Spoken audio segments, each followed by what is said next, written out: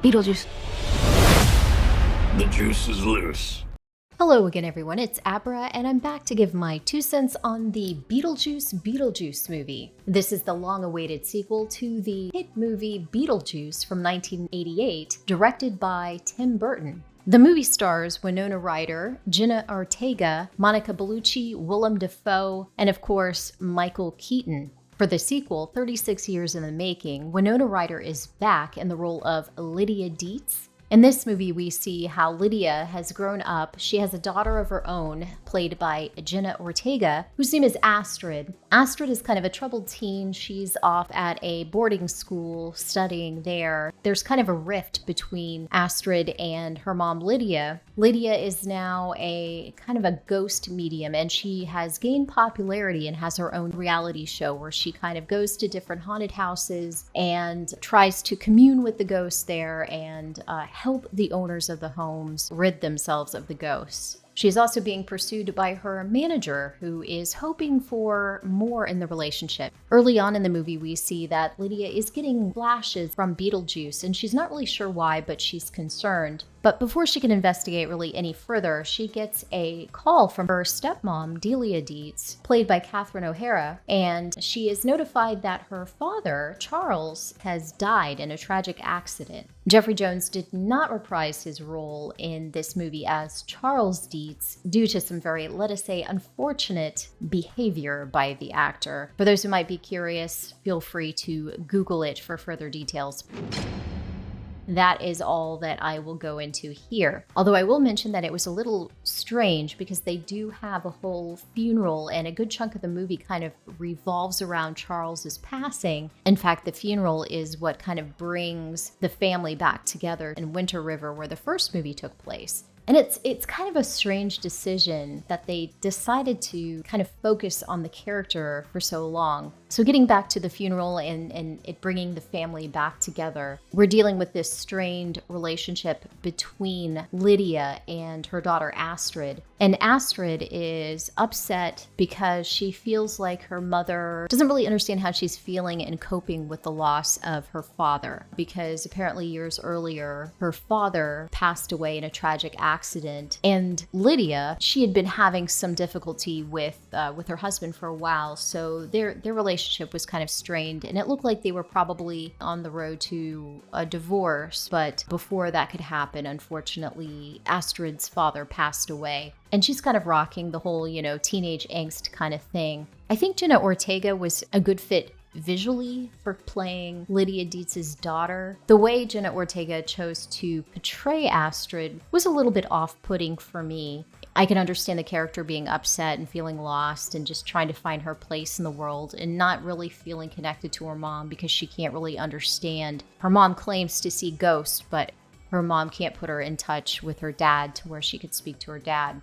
While this is all happening in the real world, in the afterlife, it turns out that the Beetlejuice character, played by Michael Keaton, has a jilted ex-lover. What the who through a freak accident ends up being unleashed and kind of putting herself back together, literally. She wants to get revenge on her ex-husband, Beetlejuice. And so that whole situation is happening in the underworld. She also happens to be a soul sucker. She encounters several of the undead in the afterlife, and she is able to literally suck the souls out of them and essentially erase them from existence. So she's a pretty scary character to contend with in the afterlife. So through a series of events, Jenna Ortega's character, Astrid Dietz, she ends up being taken to the underworld. So Lydia is once again forced to summon Beetlejuice in order to get help from him and try to rescue her daughter. So that's pretty much the stories that are going on. And then you have some side characters. Willem Dafoe was probably the most notable. He played an actor who, I guess, took his role and his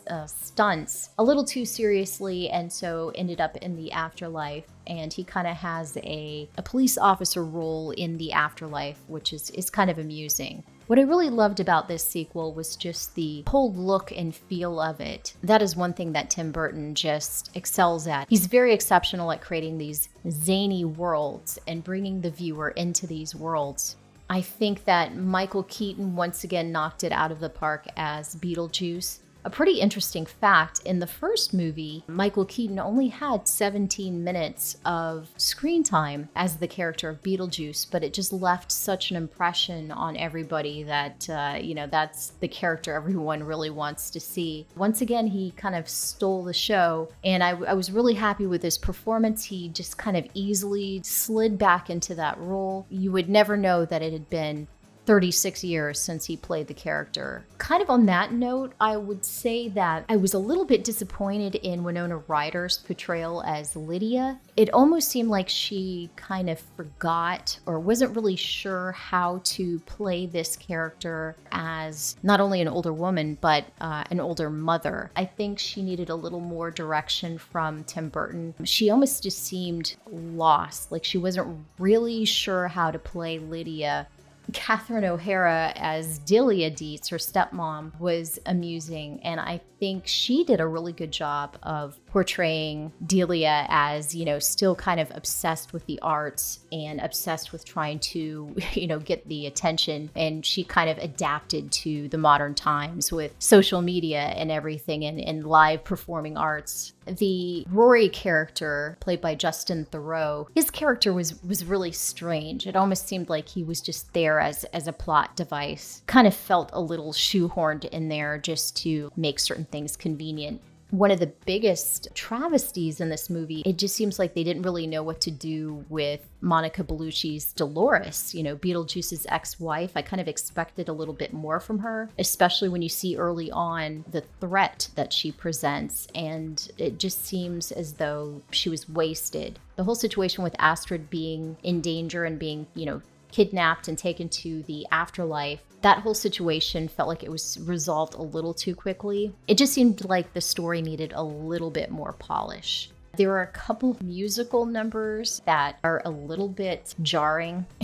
They were strange, and I think the one that took place in the church went on for a little too long. All in all, I would say that I enjoyed the movie. I really enjoyed Michael Keaton, and it was nice to see the cast together again. It kind of gave you the happy feelings of nostalgia without feeling like it was too much nostalgia bait. You see all these little Easter eggs and callbacks and stuff like that. Overall, though, just because of how the story seemed disjointed, I would have to give this movie maybe a 5.5 or a 6 out of 10. That's not to bash the movie. I think people will enjoy the movie, and I had a good time watching it. It is very visually appealing. It's fun to look at, and it's always fun to see the worlds that Tim Burton creates. But I think people will overall have a good time at this movie, and at the end of the day, that's what matters.